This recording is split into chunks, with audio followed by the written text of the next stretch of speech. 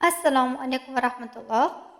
Bugungi darsimizda biz sizlar bilan 3D Fashion Design olamiga birinchi qadamni qo'yish darsini boshlaymiz. Ya'ni boshlang'ich darsimiz bu. 3D Fashion Designni o'rganishdan avval menimcha hamma qilish kerak bo'lgan ish bu albatta softda yuklab olish va bugungi darsimiz softda yuklab olish, unga registratsiya qilish va uni ustanovkasiga bag'ishlanadi. Starter programmasini avval registratsiya qilamiz. Registratsiya qilish uchun biz birinchi bo'lib kiramiz Starterdan o'ziga. Products bo'limidan Starter Studioga kiramiz.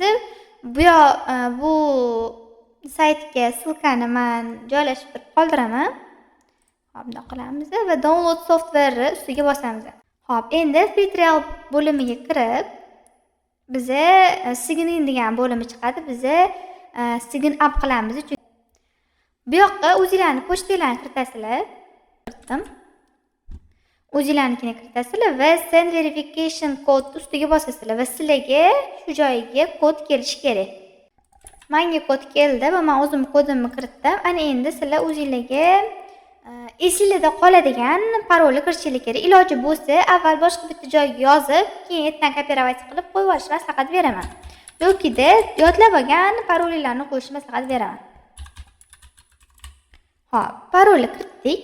Endi shu ikkita qismiga galchkani bosib qo'yamiz va sign up ni ustiga bosamiz.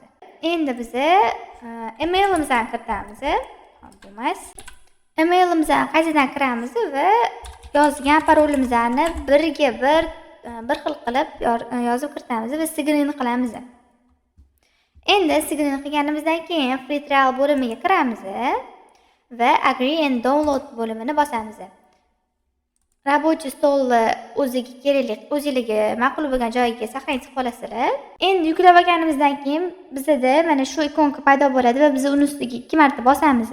Bizda jarayon boshlandi. Mana shu joyiga hech nimasiga tegmaysizlar, faqat bunga galchka bosasizlar. Agarda bularga galchka bosmasa, ustanovka bo'lmasligi mumkin. Install now bosamiz. Hop, install bo'ldi. Endi experience now ustiga bosamiz va bizga hozir username va parol so'raydi. Shu joyiga pochtalarni va parollarni kiritsanglar, keyin Starterdagi o'zi avtomatik kiritib beradi.